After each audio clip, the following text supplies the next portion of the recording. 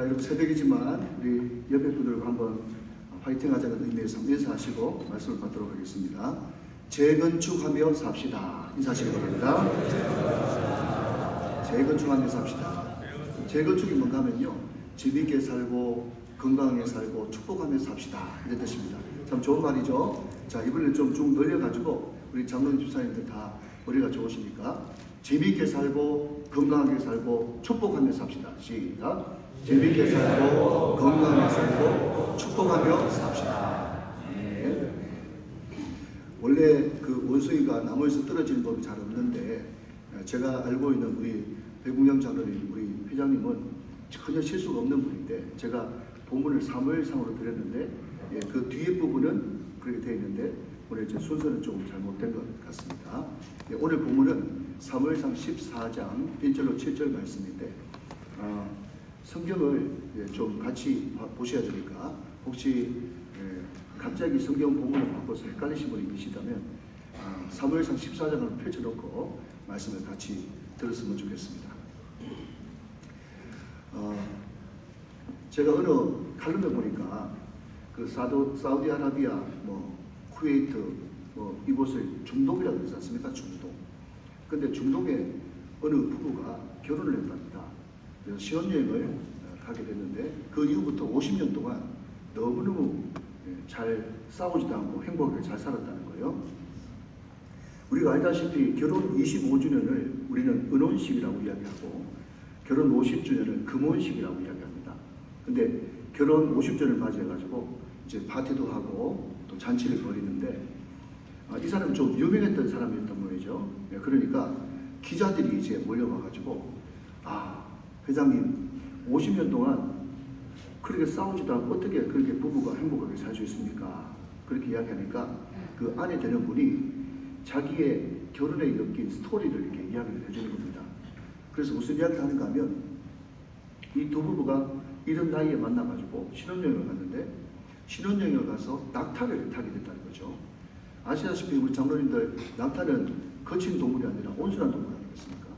그래서 이 낙타를 탔는데 이 신랑이 낙타 타러 올라가는데 이 낙타가 막 몸을 흔들면서 신랑이 낙타에서 떨어진 거예요. 그러니까 그 신부되는 사람이 우리 신랑 굉장히 화를 내겠는데, 또 보통 성질나는 것이 아니겠는데 그런 생각했는데, 그 신랑이 전혀 화내지도 않고 훌훌 옷을 터더니 낙타를 해가지고 한번 그러더라는 거예요. 야, 저렇게 인격자가 다 있나?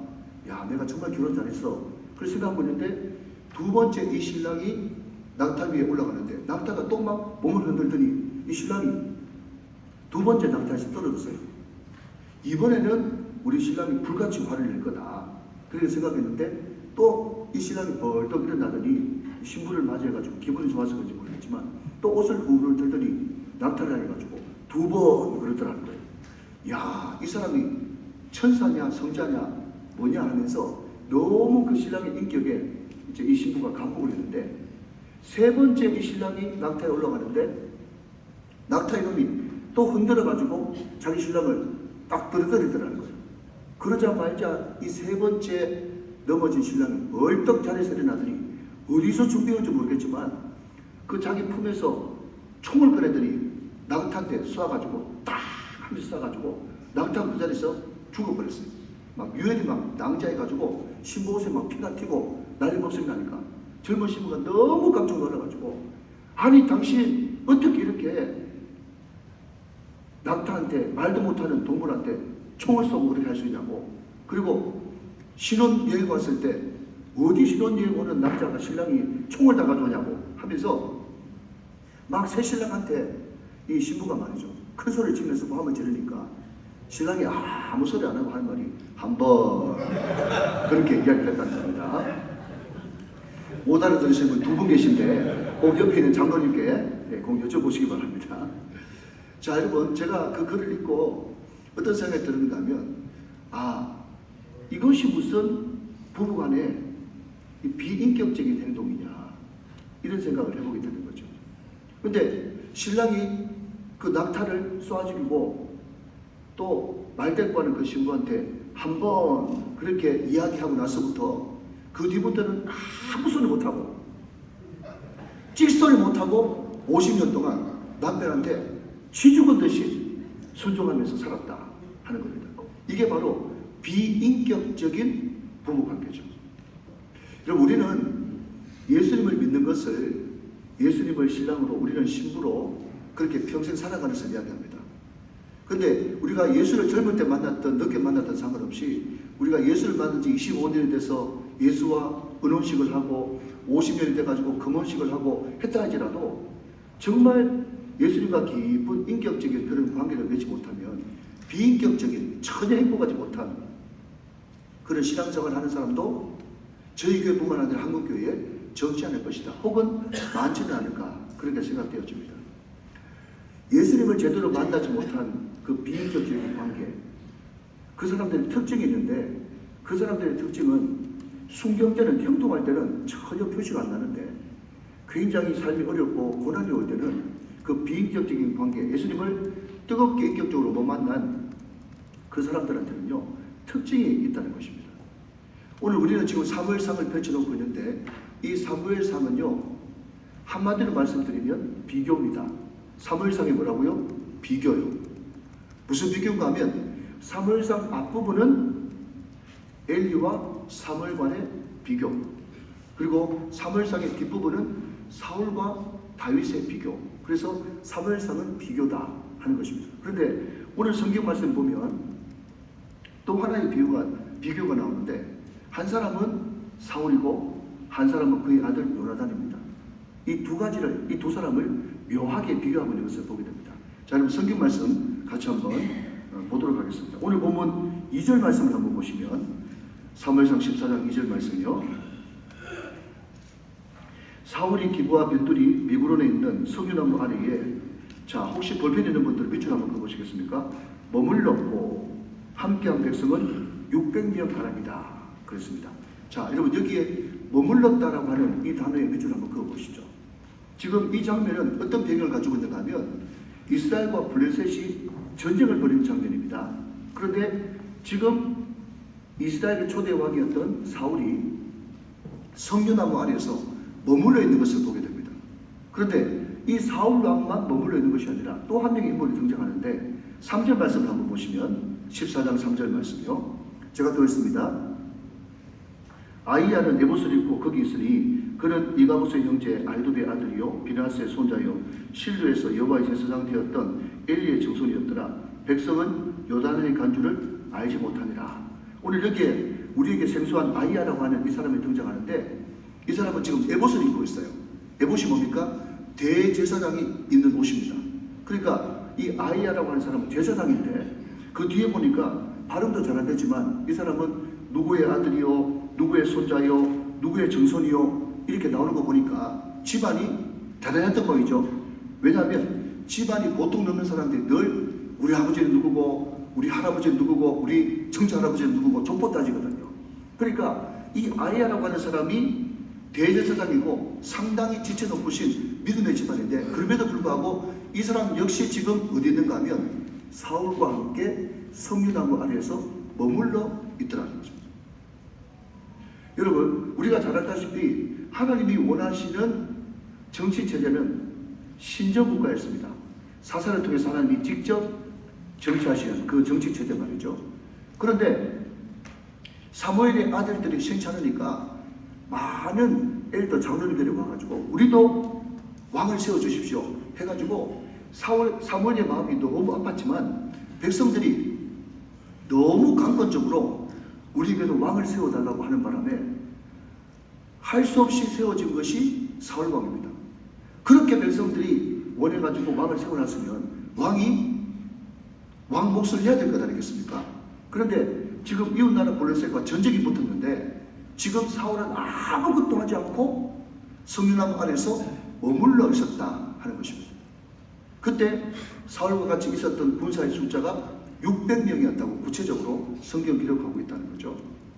자, 그런데 그렇다면 왜 사울이 당연히 나라가 전쟁 상황에 있고 국난에 있을 때 전쟁에 출정해가지고 용감무성하게 싸워야 됨에도 불구하고 왜 대제사장 그 리더 그룹하고 석류나무 아래에 머물러 있었느냐라고 하신다면 오늘 성경 말씀을 좀 보겠습니다. 자, 13장으로 넘어가서 13장 2절 말씀을 제가 좀 보겠습니다. 네. 13장 5절 말씀을 그냥 볼게요. 자, 13장 5절 말씀 보니까 거기 이렇게 되어 있습니다. 블레셋 사람들이 이스라엘과 싸우려고 모였는데 병거가 3만이요 마병이 6,000명이요 백성은 해변의 모래같이 많더라. 여기까지 읽겠습니다. 자, 사울과 함께했던 병사의 숫자는 몇 명이라고요? 600명입니다. 그런데 그 사울의 군대와 싸우려고 했던 이 블레셋 사람들은 뭐가 준비되어 있는가 하면 병거와 마병, 최신식 무기로 무장되어 있고 이때 군사의 숫자는 해변의 모래같이 많았습니다. 그러니까 숫자적으로 무기적으로 게임이 안 되는 거예요. 게임이 안 되는 겁니다. 자, 그리고 또 하나의 원인은 이렇습니다. 자, 여러분 13장 19절 말씀에 보니까요 이렇게 나옵니다. 그때에 이스라엘 온 땅에 뭐가 없었어요? 철공이 없었어요. 그러니까 블레셋은 이미 철기문화 시대인데 아직까지 이스라엘은 요나단과 사울만 철기문화로 된 칼을 가지고 있지 모든 보편적인 이스라엘 백성들은 총동기 문화를 가지고 그냥 이 전쟁에 나갈 때 칼을 가지고 병거를 가지고 마병을 가지고 나가는 것이 아니라 꽃갱이, 삽, 낫, 도끼 이런 농기구를 가지고 지금 전쟁에 나가야 되는 그런 현실 상황이란 말이죠. 그러니까 도무지 아무리 생각을 해봐도 믿음을 발동해봐도 이것은 게임이 안 되는 전쟁인 것입니다. 그러니까 사울이 아무 대책도 없이 벌벌 떨면서 그냥 세월만 보내면서 성류나무 아래에서 600명의 자기를 따르는 무리들과 함께 거기에 머물러 있는 것이죠. 이게 배경입니다. 자, 이해가 되시면 아멘. 네. 자, 그런데 반대로 제가 서두에 말씀드렸듯이 지금 이 사무엘상 14장은 요나단과 그 아버지 사울과의 비교라고 했습니다. 그런데 반대로 자기 아들이었던 요나단은 어떻게 행동하고 있는가?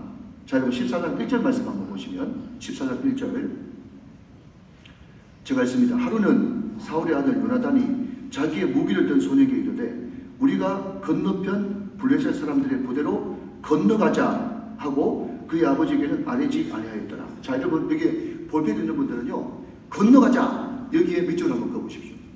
자, 여러분 2절 말씀 보니까 사울은 지금 뭐하고 있고요? 머물렀고 자기 아들 요나단은 뭐라고요? 건너가자. 이게 비교라는 것입니다.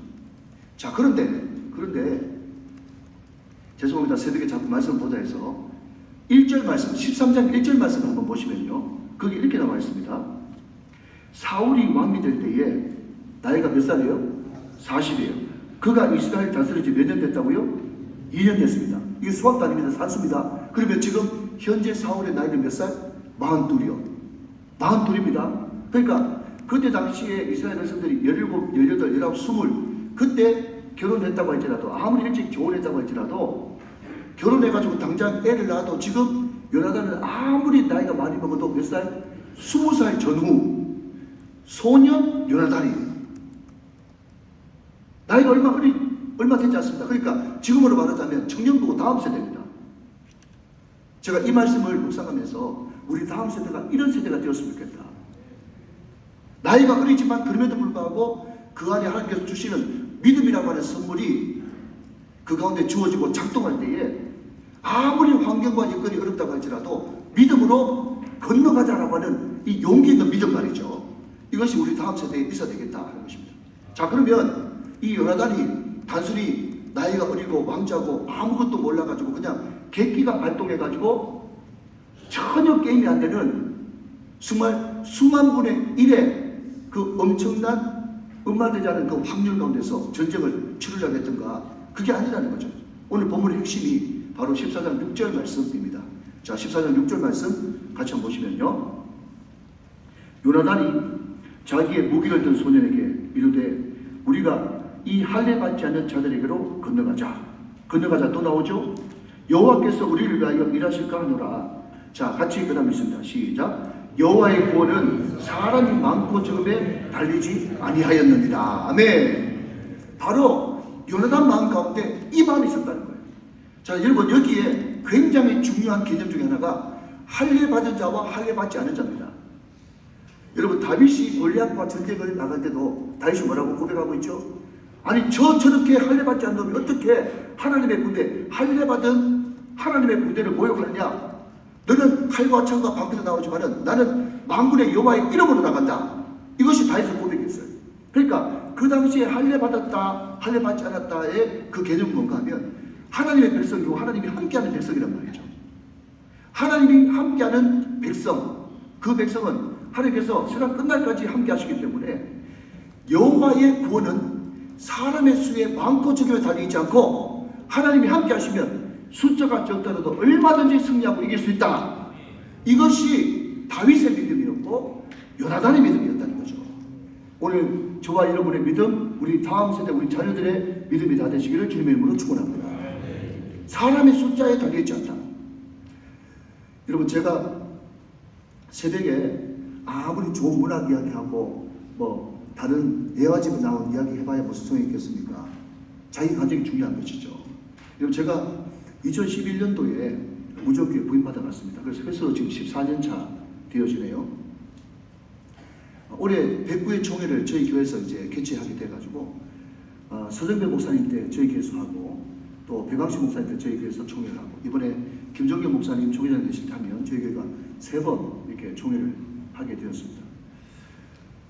조금 모르시는 분은 좀 놀라주시면 좋은데 저희 교회는 본당이 4,000석입니다.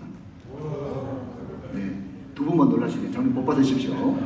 네, 본당이 4,000석인데 제가 저희 교회 부임을 해보니까 그냥 우리 원로 목사님이 건축하는 와중에서 너무 부재 때문에 시달려가지고 사람들 수로 다 떠나고 그냥 그 넓은 4,000석 본당에 두 줄에 그냥 앙상하게 200명도 채 안 되는 사람이 앉아있더라고요.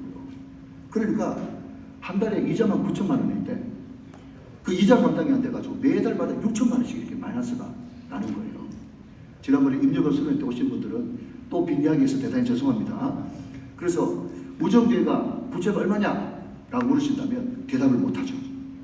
대답을 못하는데 한 가지 말씀드릴 수 있는 것은 100억은 훨씬 넘고 200억은 좀 안 됩니다.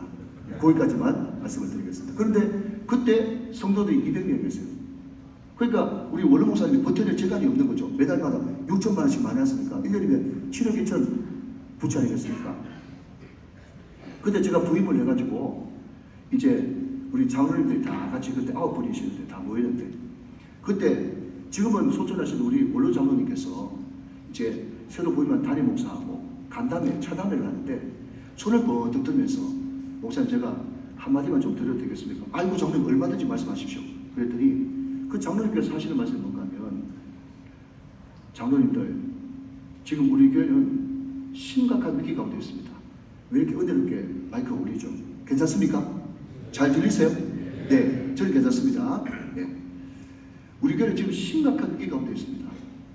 우리 교회 위기를 넘길 수 있는 유일한 길은 목사님이 돈 문제, 이단 문제, 이승 문제 이 3가지에 안 걸리는 이상 어떻게 하든지 목사님이 목회를 하실 때 소신껏 목회할 수 있도록 밀어드리는 것이 우리 교회 지금 유일한 기한입니다.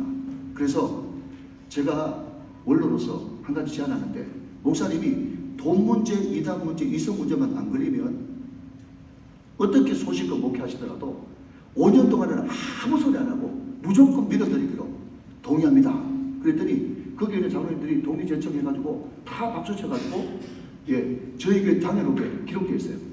목사님이 목회하실 때 소식껏 목회하시도록 밀어드리도록 하다. 야, 이것을 또 사진 하나 제가 찍어 와야 되는데 정말 그렇습니다. 그런데 그 뒤에 저희 선임 장로님이 하시는 말씀이 뭐라고 하시는 게 아니라 우리 교회는 지금 당에서 이렇게 박수치고 좋아한다고 될 일이 아닙니다. 우리가 한 날을 정해가지고 우리가 오후 예배 때 그냥 전 재직 헌신회를 해가지고 결의대를 한번 합시다. 그래서 혹시 여러분 어제 오전 11시에 말씀 드렸던 대구 나눔과 승리교회 이경구 목사님 은혜 많이 받으셨습니까? 네. 그 목사님이 저를 고등학교 때 전도한 친구거든요. 저를 전도했어요. 그 친구가.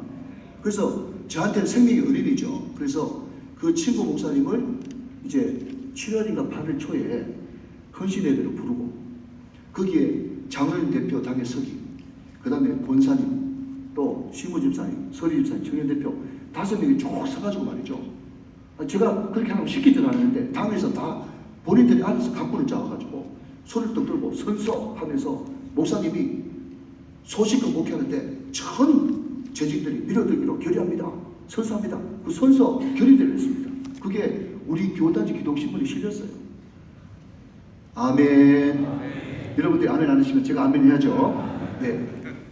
그래서 온 성도들이 저한테 힘을 실어주고 하나가 됐단 말이죠. 그런데 여러분 그때 성도들이 200명밖에 안 됐다니까요. 매달마다 6천만 원씩 많이 나가지고 정말 그 어려운데 그때 그 적은 숫자의 성도들이 한 번은 수요일날 우리 이재일 집사님이라고 지금 신부 집사님인데 그분이 현재 자동차 다니시는 분인데 갑자기 수요일 예배 끝나고 나서 저한테 전화가 왔어요. 목사님 제가 1층 로비에 지금 있는데 잠깐 내려와가지고 좀 뵐 수 있을까요? 그래서 제가 옷을 다시 주섬주섬 입고 뛰어내려갔더니 그 집사님이 이미 기도해가지고 눈물을 많이 흘렸어요.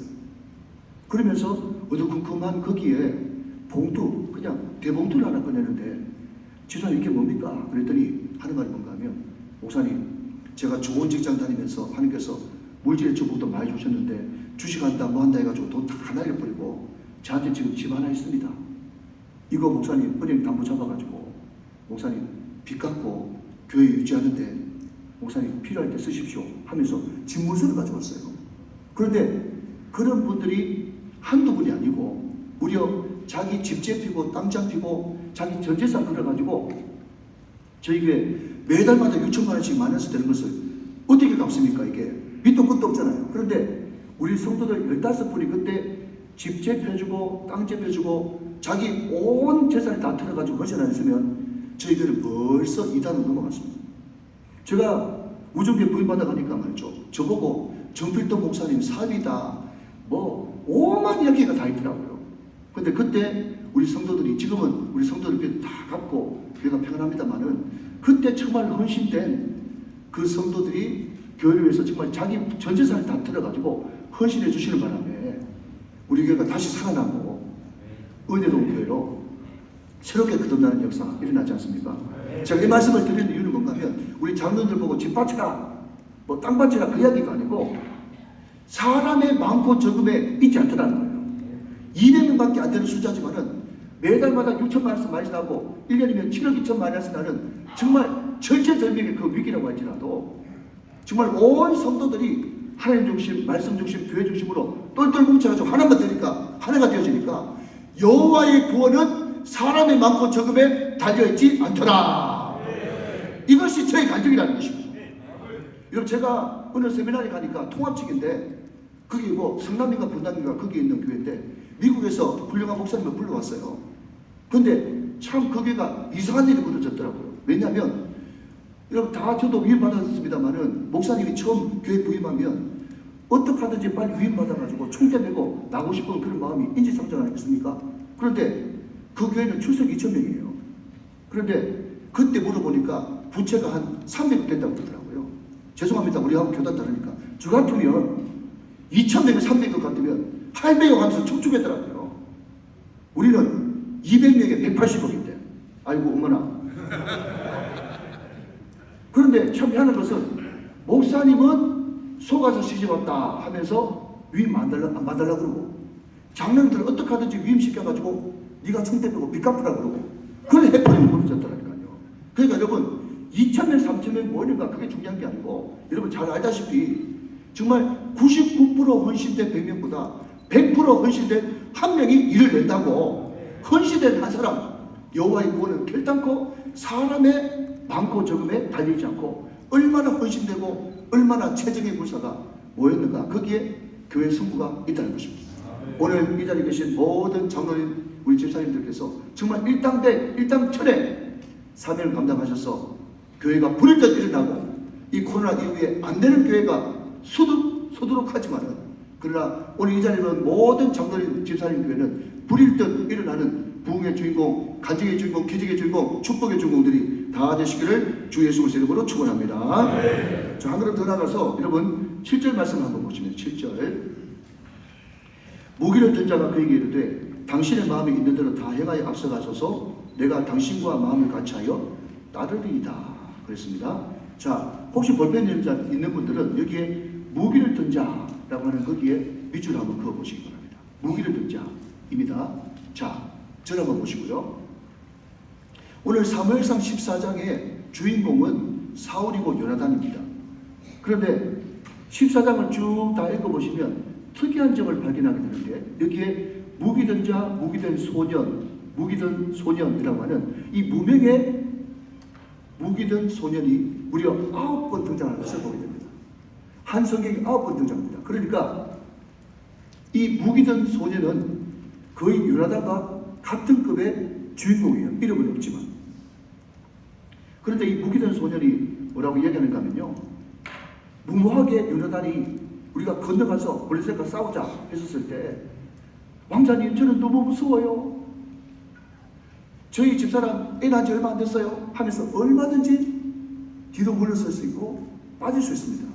그런데 이 무기든 소년이 뭐라고 얘기하는가 하면 그에게 이르되 당신의 마음에 있는 대로 다 행하여 앞서가소서 내가 당신과 마음을 같이하여 따르리이다.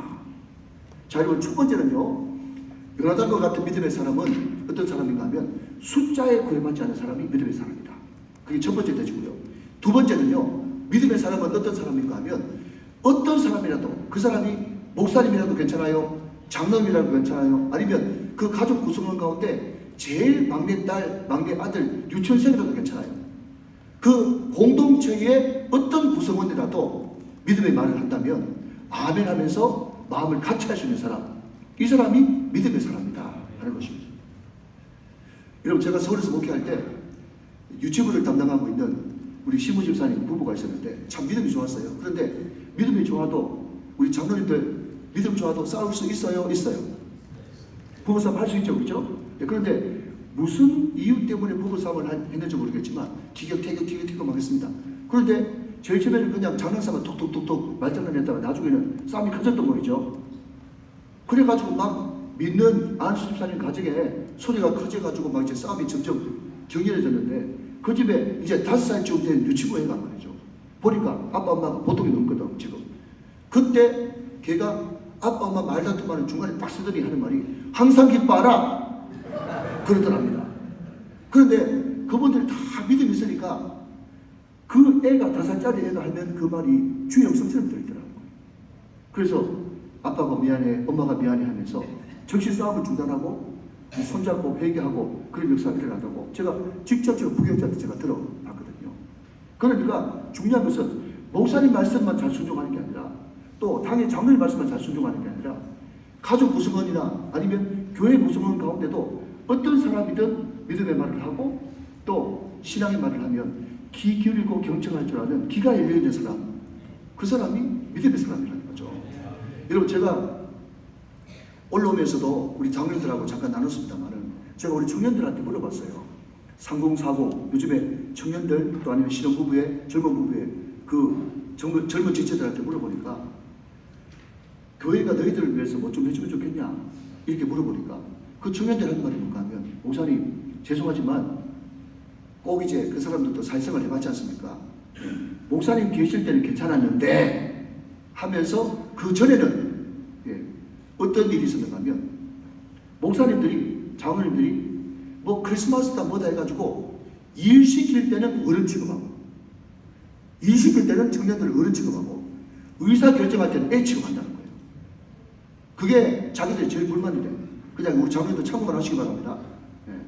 그리고 또 하나는 어떤 설문기관에서 설문조사를 했어요. 예수 잘 믿는 크리스찬 500명을 대상으로 설문조사를 했는데 뭐라고 얘기했는가 하면 당신이 다니는 직장의 의사결정 구조는 어떻습니까? 수평적이고 민주적이고 소통이 됩니까? 라고 얘기했더니 그렇다라고 답변한 3040 세대가 65%예요. 그러면 반대로 당신이 지금 출석하고 있는 교회의 의사결정 구조는 민주적이고 수평적이면 소통이 잘 됩니까? 물어봤더니 19%만 그렇다고 대답했다는 거죠. 그러니까 일주일 동안 내내 직장 생활하는데 직장이 요즘에는 많이 바뀌어가지고요. 저희 교회도 회사 중기업, 대기업, 뭐 이사도 있고 뭐 상무도 있고 그렇지만요. 요즘에는 상무한테 말 함부로 못합니다. 절대로. 그들의 의견을 충분히 들어줘야 돼요. 대화가 수평적이고 민주적이고 소통을 막 하면서 열심히 막 일을 합니다. 그래야 일이 되고요. 그런 환경에서 직장 생활하던 그 3040 젊은 세대가 말이죠. 교회에 와가지고 너희들이 뭘 알아? 이 땅을 벌써 봉사나 해. 그렇게 이야기하면요. 이거 뭐지? 다 그렇게 생각한다는 거예요. 우리 청년들의 또 3040 젊은 안수집사 후보 그룹의 그 이야기를 잘 들어줘야 저 같은 이제 50대 중반의 담임 목사는 은퇴를 잘 하거든요. 그래서 참고하시기 바랍니다. 그러니까 어떤 사람이든 믿음의 말을 할 때 우리가 듣는 구조가 참 필요하다 하는 것입니다. 저희 교회가 파송 선교사가 11명입니다. 선교비가 많이 들어가요. 근데 제가 서두에 말씀드렸듯이 제가 부임해 오니까 매달마다 6천만 원씩 마이너스 나지 않습니까? 그때 우리 장로님들도 어쩔 수 없어. 목사님 선교비를 좀 끊었으면 좋겠습니다. 아니면 좀 중단했다가 다음 연배될 때 다시 이었으면 좋겠습니다. 그 이야기 제일 먼저 했어요. 각설하고 이런저런 프로세스를 거쳐가지고 우리 장로님들하고 다시 모이는데 장로님 저는 생활비나 사례비를 못 받으면 장로님 댁에 가서 한 그릇 얻어먹어도 되고 또 얼마든지 저는 또 딴 데 얻어먹을 때가 있습니다. 그런데 우리 선교사님들은 선교비를 안 보내면 국집해야 되는데 선교사님들 그렇게 만들어 놓고 무슨 복을 받겠습니까? 물론 담임 목사가 이렇게 멋있는 말 한다고 다 되는 건 아니지만 제가 다 끌어안고 책임질 테니까 우리가 믿음의 도전을 한번 해보십시다 하면서 저희 교회가 그 어려울 때도 한 달에 2천만 원 넘게 나가는 그 선교비를 한 번도 안 꺾고 제가 계속 보내줬어요. 근데 참 이상한 건 부산에 이름만 대면 아는 큰 교회에서 저한테 헌신예배 오라고 그냥 연락이 왔어요. 그래서 그 목사님한테 목사님 제가 헌신예배 가긴 가는데 무슨 헌신예배입니까? 물어봤더니요. 선교 헌신예배래요. 근데 그 목사님은 현지 선교사를 하셨고 또 선교학 박사거든요. 그 제가 하는 말이 아니 목사님은 선교사 출신이고 선교학 박사신데 거기서 제가 무슨 말씀을 전할까요? 그랬더니 아이고 쓸데없는 소리 하지 와서 말씀하고 전하면 돼 해서 갔거든요. 그래서 기도하면서 어떤 말씀을 전할까 이렇게 생각을 했는데 하나님께서 우리가 그 어려울 때도 선교비 안 끄는 그 간증을 좀 해야 되겠다 생각하고는 그 간증을 했단 말이에요. 그런데 그 간증을 하고 난 다음에 한 3, 40분 정도 말씀을 전했는데 그냥 축도 끝나니까 장로님들이 대여섯 분 우르르 와가지고 막 손을 잡고 목사님 은혜를 너무 많이 받았다고 막 그러는 거예요. 그래서 제가 이 정도는 아닌데 왜 저렇게 이렇게 오버하실까 속으로만 이렇게 생각했거든요. 그런데 나중 돼서 보니까 그 교회가 갑자기 공동화 현상이 이제 일어나면서 많이 모이는 성도들이 슬슬 신도시로 빠져나가면서 교세가 한 3, 400명 정도 줄어들었어요.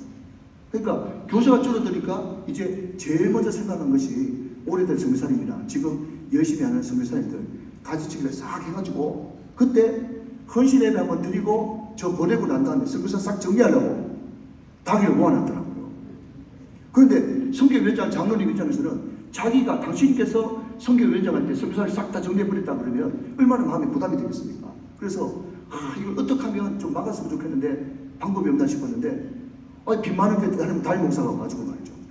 그 매달마다 6천만씩 많이 써놨는데도 매달 2천만 넘게 들어가는 그 선교비를 한 번도 안 끊고 믿음으로 도전해가지고 승리했다고 그러니까 그게 너무 은혜가 돼가지고 저한테 그러더라고요. 목사님 가시고 나서 당연할 건데 제가 목사님 말씀을 딱 믿음으로 잡고 우리 교회도 한번 도전해보자.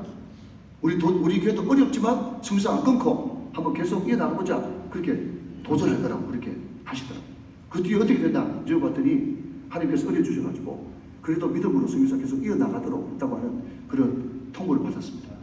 성하신 여러분, 어떤 말이 선포되었든지 그것이 믿음의 말이면 아멘으로 받아들이는 교회, 받아들이는 성도, 그것이 바로 믿음의 사람이고 그 사람이 세상을 이기는 간증의 주인공이 될 수 있다. 믿으시면 아멘. 자, 여러분 이제 말씀을 마무리해 보겠습니다. 자, 9절 10절 말씀 보시겠습니다. 9절 10절. 그들이 만일 우리에게 이르기를 우리가 너희에게로 가기를 기다리라 하면 우리는 우리가 있는 곳에 가만히 서서 그들에게로 올라가지 말 것이요. 10절. 그들이 만일 말하기를 우리가 올라오라 하면 우리가 올라갈 것은 여호와께서 그들을 우리 손에 넘기셨음이니 이것이 우리에게 표징이 되리라 하고 거기 표징이라고 하는 단어에 밑줄 한번 그어보시면 좋겠고요. 자, 여러분 한번 보시면서 이제 말씀을 맺어가겠습니다. 새벽에 이런 말씀을 드려서 죄송하지만 제가 저희 교회에서는 주일 낮 설교를 한 40분, 짧게는 35분, 많이 할 때는 한 45분 이렇게 설교합니다. 주일 낮에 40분, 45분 설교하는 게 굉장히 길지 않습니까? 근데 제가 이렇게 설교할 수밖에 없는 이유는 뭘까면요. 저희 성도들은 말씀을 얼마나 잘 듣는지 제가 이제 말씀을 정리하면서 이제 마지막으로 그러면요. 성도들이요. 합니다. 무슨 이야기가 하면 아니 목사님 설교 시작한 지 얼마 됐다고 벌써 설교를 끝내라고 합니까? 더 들려주십시오. 이런 표정을 가지고 말씀을 드려요. 그러니까 교회가 부흥될 수밖에 없죠. 아멘. 아멘 크게 안 하시니까 제가 당신 아멘 했습니다. 자, 우리 새벽에 좀 정신 차리시고 자, 이제 새벽의 시간이 다 돼서 마지막으로 말씀을 드리겠습니다. 자, 여러분 보십시오. 이 9절 10절 말씀이 뭔가 하면요. 이야기입니다. 이제 의역하면요. 이제 요나단과 무기든 소년이 이제 바위 위로 올라가서 이제 블레셋과 전쟁을 합니다. 그런데 전쟁을 하러 올라가는데 이 블레셋이 밑에서 이렇게 보면 애들이 좀 애송이들이 올라오는 게 다 보이지 않습니까? 그때 그 모습을 보면서 이 사람들이 바짝 긴장하면서 야 너희들 거기 가만히 있어 우리 올라간다 올라간다 하면서 경계심을 드러내면 아 이게 하나님의 뜻이 아니구나 하면서 후퇴 작전상 후퇴 이렇게 하기로 하나님 앞에 표징을 구했고 이 요나단과 무기든 소년이 올라가는데 이 사람들이 굉장히 교만하고 거만하게 저 애송이들을 뭐 하겠어 그러면서 올라와봐 이렇게 이야기하면 하나님께서 그것을 우리에게 붙이신 표징으로 알고 우리가 담대하게 블레셋과 전쟁에서 싸우겠습니다. 이 표징을 구했다, 사인을 구했단 말이죠. 표징이 사인이지 않습니까? 그런데 정확하게 그렇게 기도하고 올라가는데 이 블레셋 부사가 애송이들이 막 올라오니까 너무 가짜거든요. 그러니까 말 그대로 올라와봐 하면서 이 애송이들을 하찮게 그렇게 생각하는 거예요. 그랬더니 요나단이 하나님께서 블레셋으로 나에게 붙이셨구나 하면서 올라갔더니 하나님께서 요나단과 무기든 그 소년에게 승리를 주셨다. 그런 이야기예요. 자 여러분 전도해 보신 분들 다 아시겠습니다만은 자 이것은 표징을 구했습니다만은 표징이 이 사인이 그대로 자기 응답으로 왔음에도 불구하고 얼마나 겁나는 상황입니까? 무슨 말인지 이해되시죠? 그죠? 겁나는 상황이에요. 순종할 수 없는 그런 상황이란 말이죠. 우리가 전도를 보면 그렇지 않습니까? 저도 한때 전도에 물이 붙어가지고 내가 매일마다 아파트 제일 위에 요즘에는 열어주지도 않지만 한때 열어줬을 때 꼭대기부터 밑으로 쭉 내려오면서 내가 천직을 눌러가지고 축거든을 해야 되겠다 생각을 하고 성령 충만 은혜 충만해가지고 기도하고 왔는데 제일 위에부터 이제 천정을 누르면서 내려옵니다. 천정 누를 때마다 카미달이 더 기도가 되어지는 거예요. 제발 나오지 마라. 제발 나오지 마라. 이해되시죠? 그죠? 그러니까 그렇게 마음을 먹어도 그냥 막상 현실을 부딪히면 어려운 게 사실이거든요. 그런데 오늘 요나단과 이 무기든 소년은 하나님께서 뚜렷한 사인을 주시면 올라가겠습니다 라고 하셨을 때 그 사인이 왔을 때 주체하지 않고 지체하지 않고 올라가는 이 요나단과 무기든 소년의 모습을 보면서 믿음의 사람은 어떤 사람이냐? 믿음의 사람은 한마디로 하나님께서 손바닥만한 구름, 손바닥만한 말씀, 손바닥만한 표정을 주셨을 때도 그 말씀을 들으면서 큰 소란빛 소리를 듣고 믿음으로 행동에 옮기는 사람, 이 사람이 믿음의 사람입니다. 자, 여러분 15절 말씀을 한번 보시면서 이제 말씀을 정리해 보겠습니다. 15절 말씀.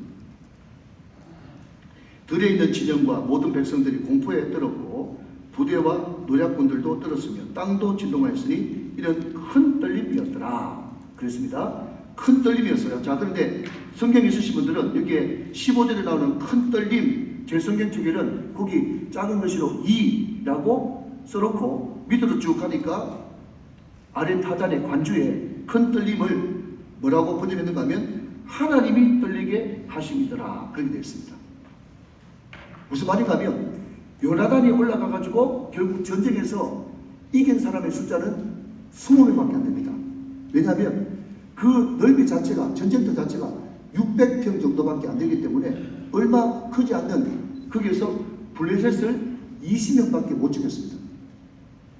우리가 이 20명이라는 이야기를 들을 때 어떤 생각이 드는가 하면 엘게의 겨우 20명 가지고 무슨 그렇게 대단한 믿음이라고 이야기하냐라고 이야기하실지 모르겠지만 요나단이 죽인 사람은 20명인데 그 요나단의 믿음을 보고 하나님께서 그 블레셋 진영 가운데 큰 떨림이 있었어요. 근데 그 큰 떨림이 뭔가 하면 하나님이 떨리게 하셨다는 거예요. 이것을 좀 어려운 말로 신학적으로 바꾸면 이것을 가지고 신학에서는 뭐라고 얘기하냐면 여호와께서 직접 전쟁하시는 여호와의 전쟁이다.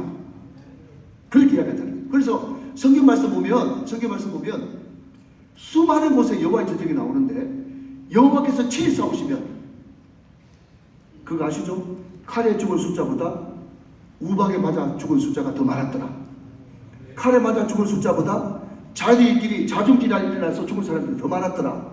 칼에 맞아 죽은 사람보다 천둥과 우박과 또 하나님의 특별한 기적에 죽은 사람이 더 많았더라. 라는 것이 여호와의 전쟁이란 말이죠. 여러분 우리가 마중물을 넣을 때 하나님이 일하십니다. 우리가 믿음으로 나갈 때 하나님께서 역사하십니다. 저는 그래서 그 말 참 좋아합니다. 내가 믿음으로 걸어갔더니 주님께서는 나를 향해서 달려오시고 내가 믿음으로 달려갔더니 하나님이 나를 향해서 날아오신다고. 이것이 믿음의 세계라는 거죠. 지난번에 우리 임여건 때도 말씀을 드렸습니다만은 우리 교회가 너무너무 어려웠습니다. 근데 제가 아무것도 할 것이 없어가지고 3년 동안 강단기도 했습니다. 강단기도가 뭐냐고 물으신다면 오전 9시에 강단에 올라가가지고 저희 6시까지 그냥 주구장창 기도하는 겁니다. 그때 하루에 9시간씩 기도할 수 없으니까 하나님께서 저한테 주신 감동은 1시간 기도하고 1시간 말씀 보고 1시간 기도하고 1시간 말씀 보고 계속 그렇게 반복했는데 그 3년 동안 했습니다. 제가 계속 창세기부터 시작해가지고 말씀을 읽고 나가는데 이사야 37장 30절 말씀을 하나님께서 저한테 그냥 밖에 못처럼 주시는데 그 이사야 37장 30절 말씀에 어떤 말씀이 있는가 하면 첫째는 이렇게 되고 둘째는 이렇게 되고 셋째는 심고 거두고 먹으리라. 그 말씀이 이사야 37장 30절에 있는 거예요. 제가 그 말씀을 보면서 셋째 해에 무슨 수가 나겠는데 생각을 했는데 각설하고 이제 일본을 마치면 셋째 해에 무슨 수를 내시겠는데 그것을 손바닥만한 그런 말씀을 받았거든요.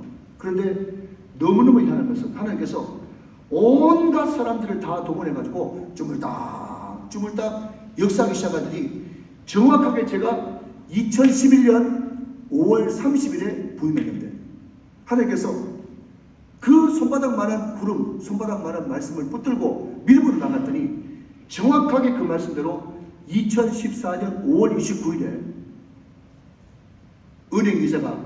은행에서 이게 대환이 되면서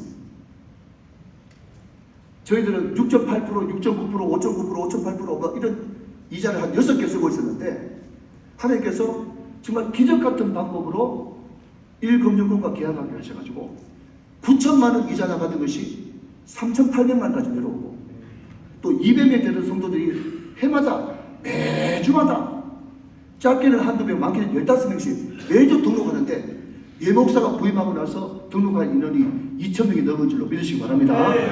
그렇게 되어지니까 이게 500명 넘어가니까 이제 내가 우리 장로님들한테 좀 민망한데 손익분기점이 할렐루야 손익분기점이 딱 넘어가면서 그때부터 하나님께서 우리 교회에 정말 부울경을 위해서 울산을 위해서 섬길 수 있는 엄청난 기회를 주시고 이렇게 남조도 연합회 강사까지 오게 되었던 것입니다.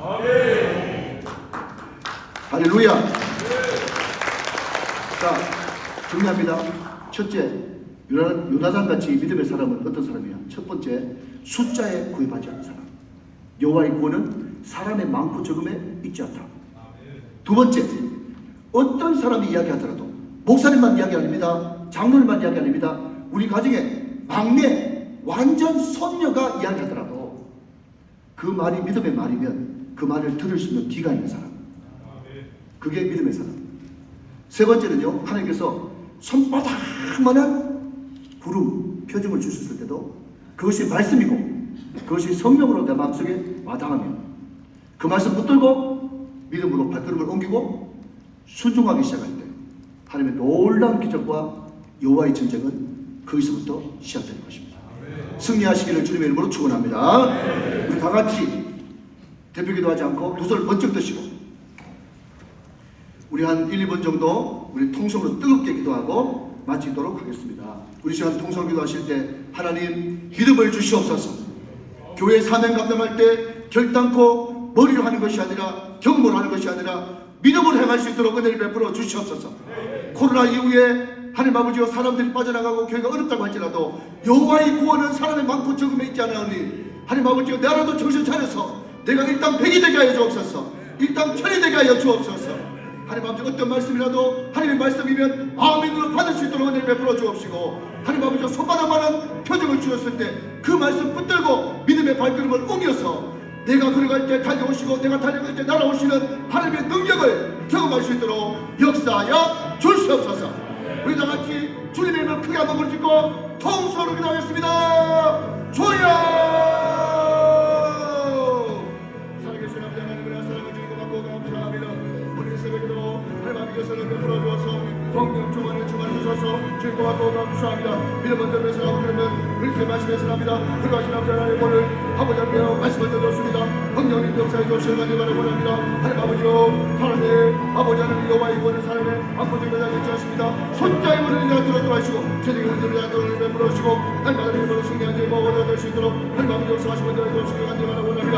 오늘 이 새벽에 아버지 사랑을 위한 땅을 위해 살고 살들 아버지 마음을 배웠습니다. 그러하신 아버지 하나님 찾아가는 아버지 손자의 말이라도 하나님 아버지 믿음의 말이면 아멘으로 순종할 수 있도록 베풀어 주옵시고 하나님 계신 아버지 하나님 사도들의 아버지 앞에 간절한 마음을 원합니다. 하나님 아버지 주님께서 손바닥 바람 편을 주셨대요. 하나님 아버지 영광을 수 있도록 베풀어 주시고 흥미한 자 먹어야 수 있도록 하나님 아버지 역사하시고 도와주시고 하나님 간절히 바라고 원합니다. 오늘 사랑하는 자들을 말씀드려서 그를 받을 수 있도록 베풀어 주옵시고 하나님 아버지여 저희가 그도 흥미한 자 주마시고 말할 수 있도록 하나님 아버지 역사하시고 도와주시고 하나님 간절히 바라고 원합니다. 흥미한 자 먹어야 수 있도록 함께하시고 인도하여 주시옵소서. 도와주시옵소서.